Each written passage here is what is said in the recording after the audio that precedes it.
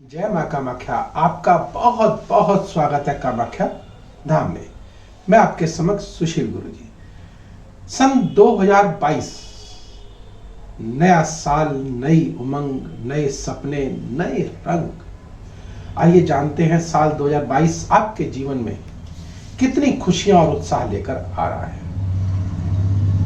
सेहत हो, करियर हो, रोमांस हो, परिवार हो, शिक्षा हो, धन हो, घर हो, वाहन हो, संतान हो, कारोबार हो या नौकरी, प्रमोशन, दांपत्य जीवन हो या शादी, क्या कहती है आपकी राशि। तो आइए मकर राशि की बात करते हैं। और मकर राशि में शनि देव लग्न में विराजित हैं।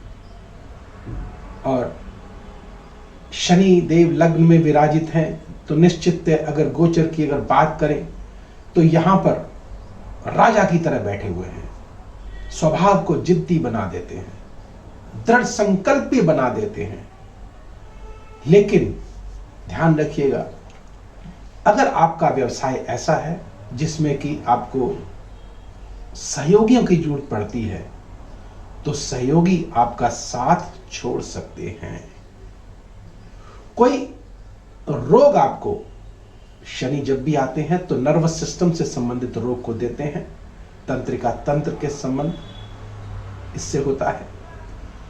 तो कोई गंभीर रोग भी आपको आके सता सकता है। अगर आपके केश उड़ रहे हैं, डैंड्रफ आ गई है उनमें, या यूं कहें कि सर से संबंधित किसी प्रकार की, बालों से संबंधित किसी प्रकार की कोई समस्या अगर आ गई है तो निश्चित यह मान लीजिएगा कि शनि का प्रकोप हम पर आ गया है।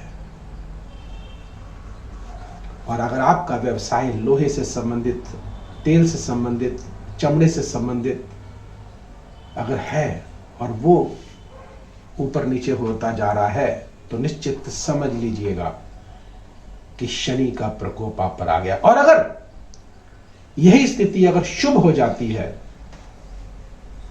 तो निश्चित आपके जीवन में चार चांद लगाने से इस वर्ष कोई नहीं रोक पाएगा।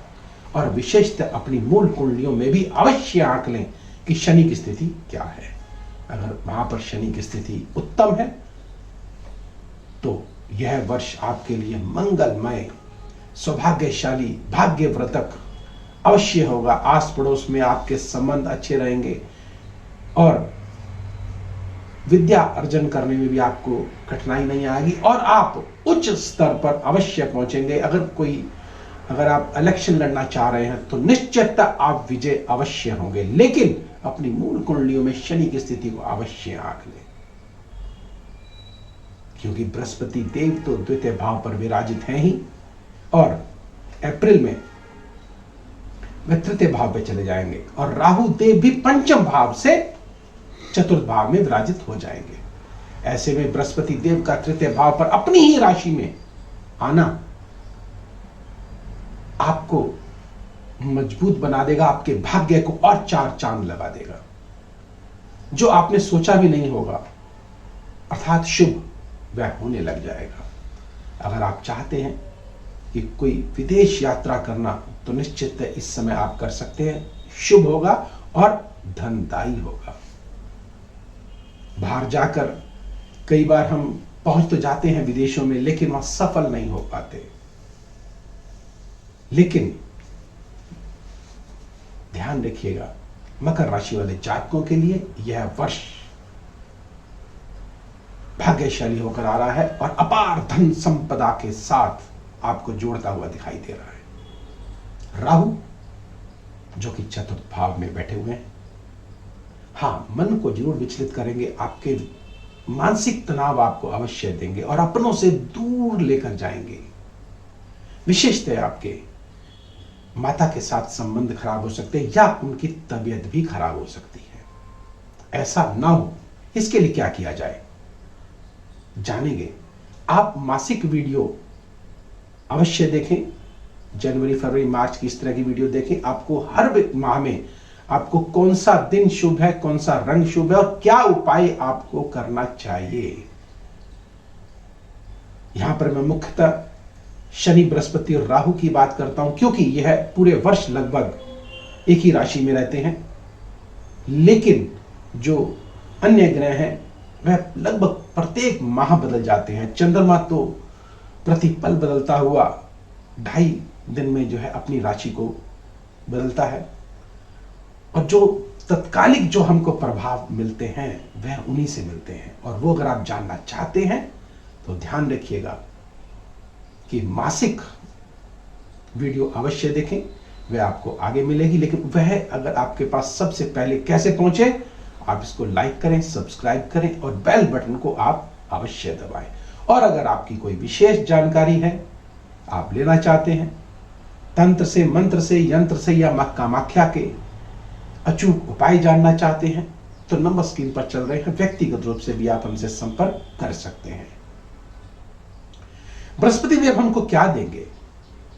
जैसे मैंने कहा कि मीन राशि में आ रहे हैं, धन देंगे, लाभ देंगे, पुत्र की प्राप्ति या पुत्र से सुख आपको अवश्य देंगे। पति पत्नी में प्रगाढ़ता, प्रेम बढ़ेगा और धर्म के प्रति आपकी रुचि बढ़ेगी, अर्थात आप धार्मिक होंगे, धर्म स्थलों की यात्रा करेंगे, आप कर्मठ होंगे, कर्मशील होंगे और आप यज्ञ हवन भी कराएंगे, अर्थात धार्मिक होते हुए चले जाएंगे। हां, अगर शरीर पर अगर चर्बी बढ़ रही है तो ध्यान रखिएगा, यहां पर बृहस्पति देव अशुभता की तरफ आपको लेके जा रहे हैं।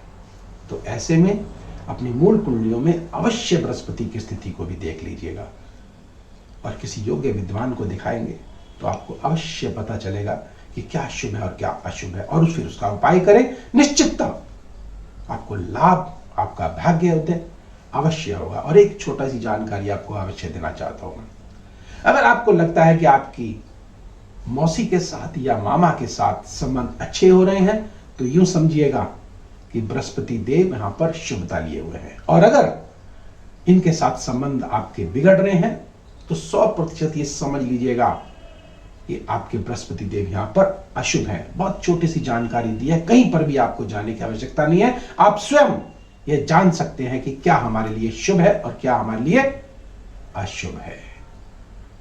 और अगर हम राहु देव की अगर बात करें, आपका खेती बाड़ी का काम है, अगर उसमें अगर फसल अच्छी अगर हो गई है तो समझ लीजिएगा राहु देव यहां पर शुभ हो गए हैं। और अगर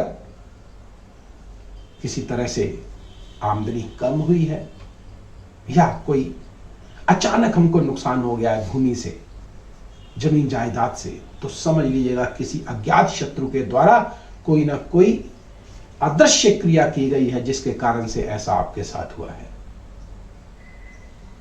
आप इसका निवारण अगर लेना चाहते हैं तो नंबर स्क्रीन पर चल रहे हैं, मां कामाख्या धाम से अचूक उपाय लेकर के अपनी समस्याओं का निवारण कर सकते हैं। अगर आपको यह वीडियो पसंद आया हो, लाइक करें, सब्सक्राइब करें और बेल बटन को अवश्य दबाएं, जिससे अगला वीडियो आपके पास सबसे पहले पहुंचे और आप लाभान्वित हो सके। तो अब मुझे दीजिए आज्ञा। जय मां कामाख्या।